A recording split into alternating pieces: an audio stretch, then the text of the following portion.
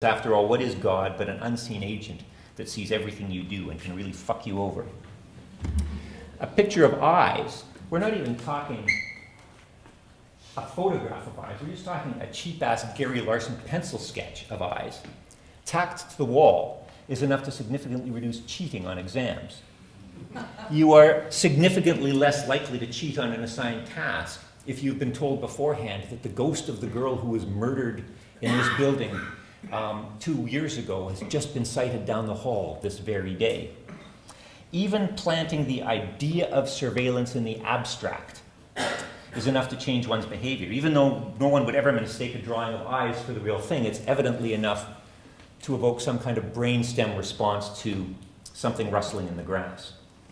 Now, it's pretty obvious that historically, at least, fear is adaptive.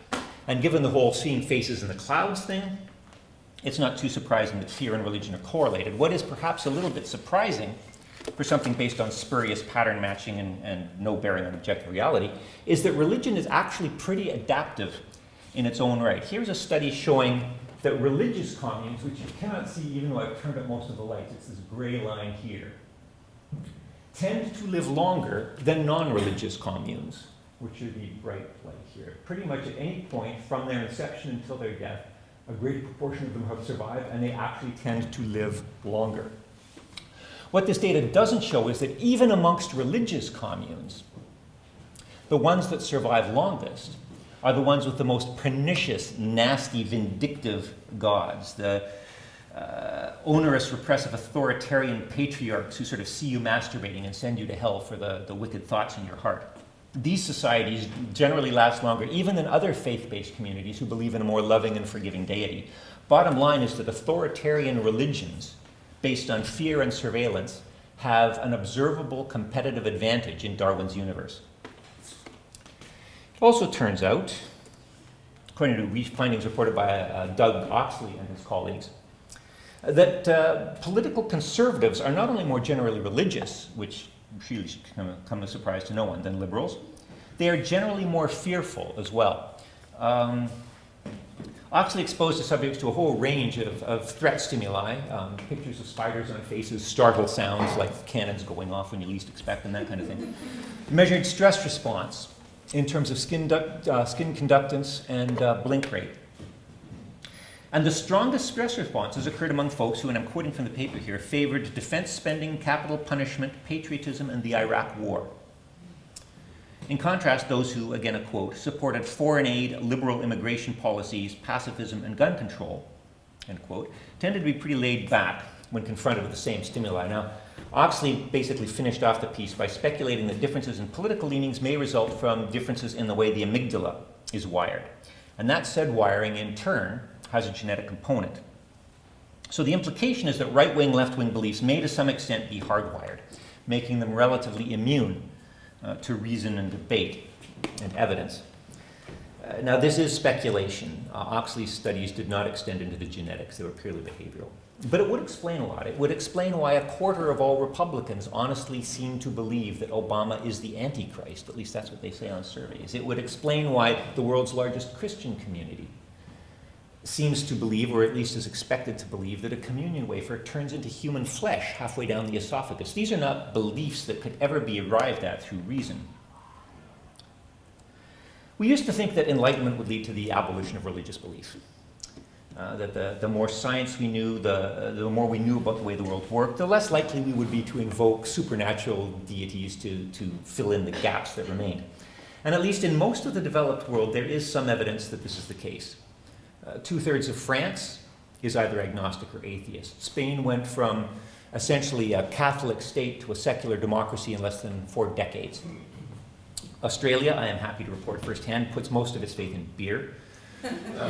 Religion basically tends to wither in prosperous and developed nations. It only flourishes in land where life is stressful and insecure, where people feel powerless, where there is reason to be afraid. And this means generally third world countries, developing nations. And then, of course, there is the United States of America.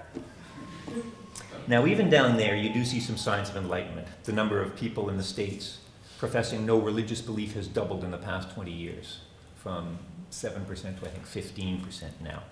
Scientists in the US don't go in for God in a big way. Only 7% of the National Academy of Sciences professes any kind of a belief in a personal God, compared to 85% of the general population. But still, 85% is a huge honking percentage. The US is by far the most religious nation, pretty much more religious than any other developed country on the planet. Well, why might this be? The answer, oddly enough, is that the US is not a developed country.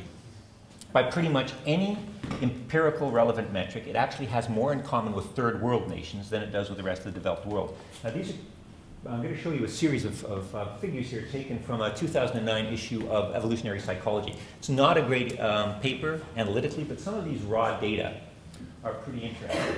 Now, in all of these figures, religious belief basically runs along the x-axis. You've got the Seventh-day creationists here. You've got the pro-secular, the pro-evolution secular types here.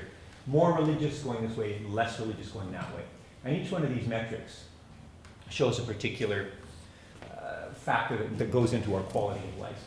I have highlighted the United States in yellow because that is the subject of the current discussion. I've highlighted ourselves in sort of that weird light turquoisey blue just for comparison. The study was limited to developed countries, 17 of them: Europe, North America, Australia, New Zealand, and Japan. And what you can see is that by pretty much every relevant metric, the US is not only extremely, it's generally an outlier, but that pretty much every relevant metric, the US is far worse off than the rest of us. Let's go back and look at these specifically. Annual homicide rate, infant mortality, incarceration rates, life expectancy, venereal disease, teenage births, abortion rates, and it's marriages, divorces, it goes on and on.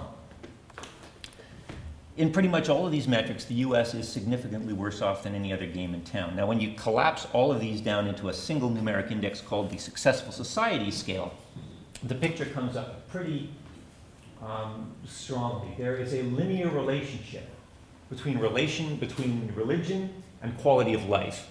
The worse your quality of life, the more stressful your environment, the more dangerous your environment, the more religious you're going to be. Not much of a jump to suggest that religion, however it started, is at this point at any rate a coping mechanism for dangerous environments. Now, compared to other developed nations, Americans have good reason to be scared. They've got good reasons to feel powerless. Obama was dead right when he said, although he was crucified for it, that in hard times people cling to their guns and their religion. In fact, if I just quoted Obama, I could have probably thrown away the last 3 pages of his talk. And while the number of religious people in the States does not seem to have increased over the past little while, those that are religious seem to have become a lot more vehement as Mexicans and Taoists and black antichrist presidents give them so much more reason to feel scared than back in the good old days when everybody basically knew their place. I find this really interesting in light of Oxley's speculation that these proclivities are hardwired. But we're not just talking about Americans here. The brains of US citizens, as far as I know, do not come into this world wired up any differently than the rest of ours. Their current environment has provoked a certain behavioral response, and that's reflected in their society. But I believe that it's a human response. I think it's wired into all of us. I mean, the American right tends to vilify evolutionists and liberals and secular humanists, and they tend to rally around law and order, but we vilified the black bloc during the G20, even though no such group actually exists, even though we've just found out that they've dropped charges against all those Quebec anarchists that we were told were behind it all. I think that leaves, 10 people, 11 still up on charges out of 1,100 that were arrested. Yet a solid majority of Torontonians stood back and cheered when our own authorities lied to us, committed the biggest mass arrest, the biggest suspension of civil liberties in Canadian history. So our own moral high ground really isn't any that much higher than the Americans, I don't think. We're just a teeny bit less scared, and maybe even not that much less scared. I mean, we're on the verge of electing Rob Ford for mayor. I mean, how scared does a population have to be to sink that low?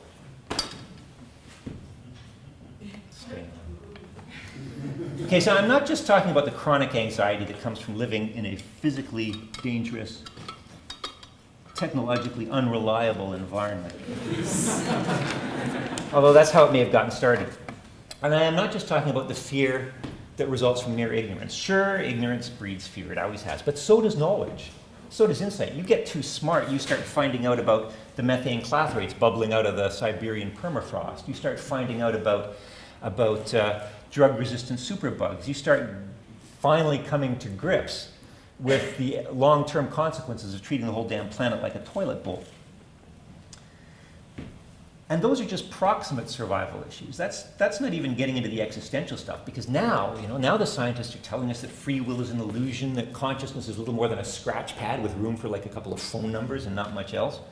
You start to see not only that the best lack all conviction while the worst are full of passionate intensity, but you start to see that there is no best and worst. There is no good or evil in Darwin's universe. There's simply what works empirically and what doesn't. There is no point, there is no purpose, we just are. And how is that supposed to go down with creatures who have been programmed to see significance in every breeze blowing through the grass? Worst of all, you come to realize that if there really is no God and there is no afterlife, well then, you're going to die. And that's pretty much going to be it. And this is a pretty primal, pants-crapping revelation to drop on a species with a self-preservation instinct that's got 4.5 billion years of reinforcement behind it. I am going to hazard a guess that most species out there don't worry about it too much. They just do what feels good because that's how we spread their genes. But the moment you become sapient, the moment you start looking around and asking these questions, you have basically two options. You can either live in a state of constant denial,